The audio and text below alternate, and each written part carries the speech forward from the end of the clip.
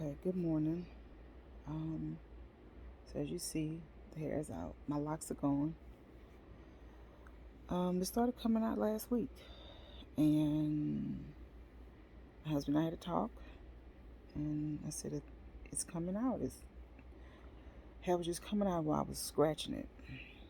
So he said, "I still love you, baby. If you got it, you ready to cut it? Go ahead and cut it." He joked with me. He said, I asked him. I said, "Would you cut it with me?" He said, "No, no, no. I'm not that good at it. Go to a professional." Well, I didn't go to my professional person. Um, I went to my dad actually cut my hair. I talked with my parents and I was like, "Hey, y'all, it's coming out, and I'm too weak to go to the beauty shop, so I need something to do. I need to do something." So, um, my mom suggested my dad, and then I asked my dad, and he said, "Sure, yeah, I cut it." So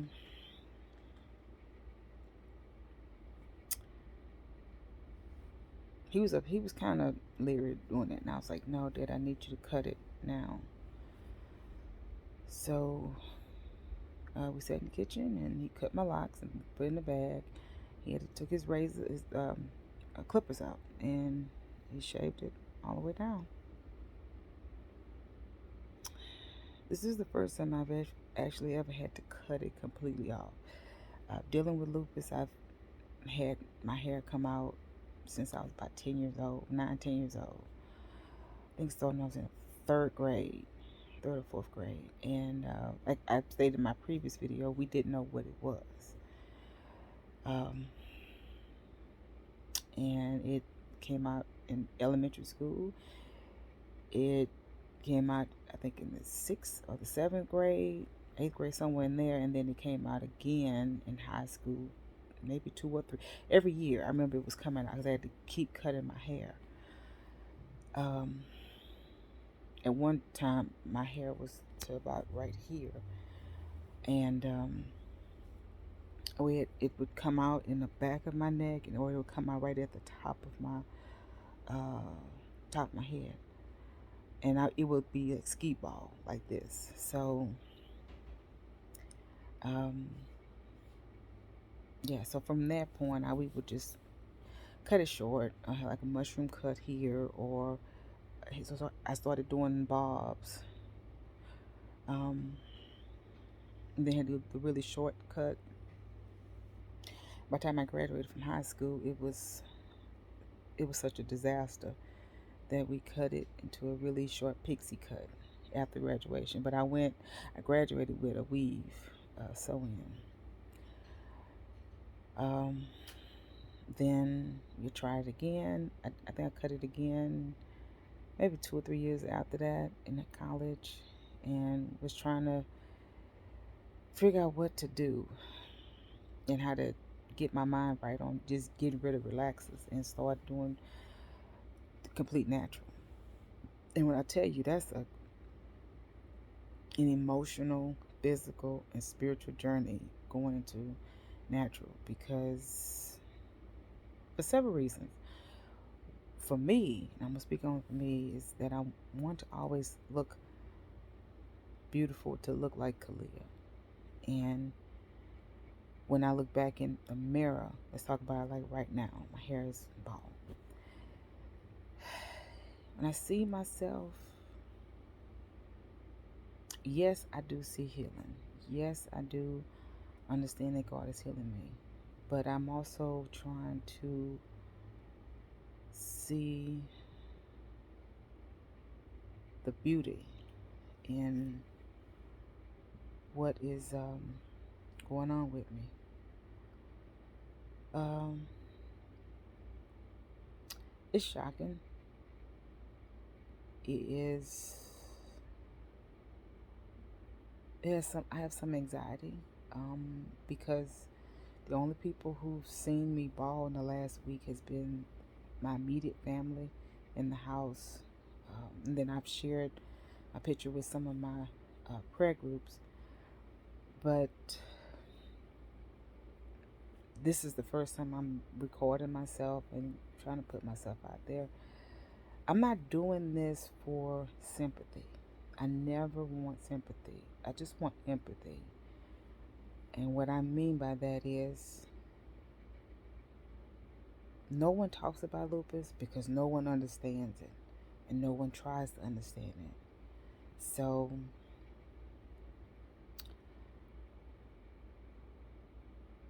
it's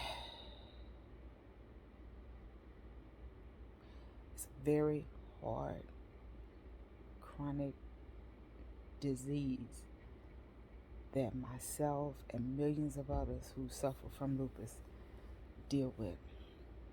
I take 2 treatments a week. I take the Benlysta, and then I take stuff called Resubio. That's my chemo. The Benlysta is a biologic, so it's very similar to a chemo. It doesn't pull your hair out like this. The Resubio does. And then on top of having both of them, I have a lot of symptoms from it, and like nausea and vomiting and fatigue and dizziness. I get tired really quick. I could just like that. Yesterday I was changing my baby and cleaning him up, and just after what I guess that could have been about 5 or 10 minutes, and I was just swamped, just exhausted. So for one, I thank God He's given me the strength to do the little tasks. And then also I thank God for my family for helping pick up the slack where I'm lacking. And I'm also thank God for His grace and mercy to help me understand not to be so hard on myself. Um,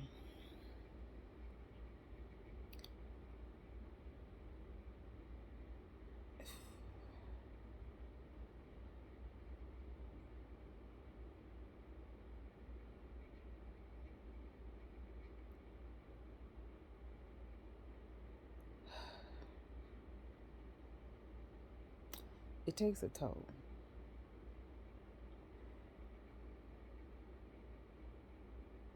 I have no choice but to stay positive.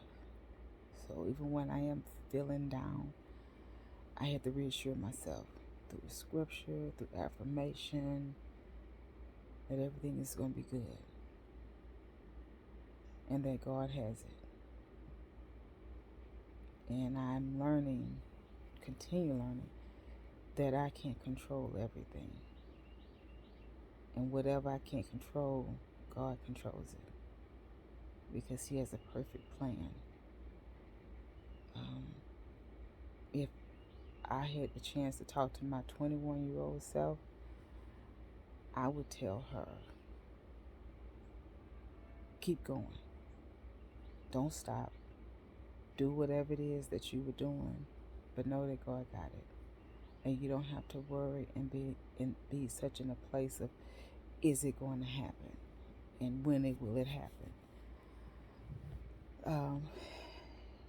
Also, I recognize my 21-year-old self and the 38, almost 39-year-old. Is that I'm a brave person. I don't see it as bravery. I see it as just keep moving forward. But my family reminds me, Kalia, you were so brave. Um, I'm not completely fearless because I do have my fears.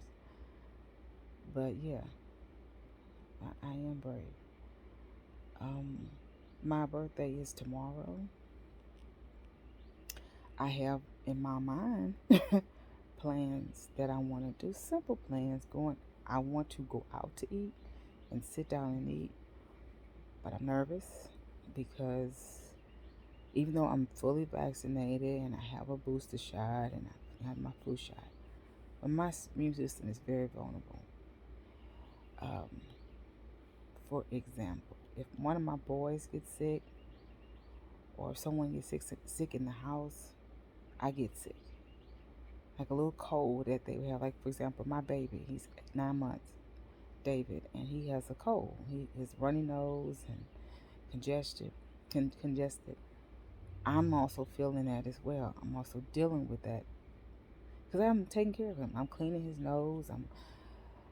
I'm giving him medicine, all that kind of stuff. He lays on my chest, snot, all that stuff. So you can just imagine trying to be the mother to take care of your children. They going through, and then plus you're not all that well as well.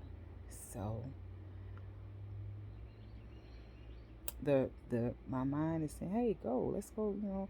I even picked out an outfit and everything. I'm ready to go. I got my scarf ready. Um, I have not gotten to wigs yet, and I'm explaining that. I'm trying to get a decent wig through my insurance company, and I'm also haven't gone to the beauty salon. I'm in a beauty supply to go look for a wig right now. That takes effort, and I don't have that much. I don't have that kind of strength yet to just go in there and sit down and play with wigs and stuff. Um,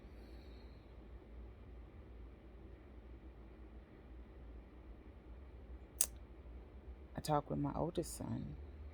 He's 10. I talked with him about the what I'm going through and being sick and doing the chemotherapy. And I really try to break it down to his level, his 10-year-old level. And he is like, he tells me, Mommy, I love you. I pray you don't be sick anymore, but I'm still praying for you. I don't like it. And that gets to my heart because I want to be there for him. And I'm trying my best every day to be there, to show up for him and let him know I love him. And I'm his mommy. Um, I'm thankful to God I have a husband that is understanding, that is nurturing, that wants to be there for me, and that continues to let me know he loves me. Um, yeah, it's been something.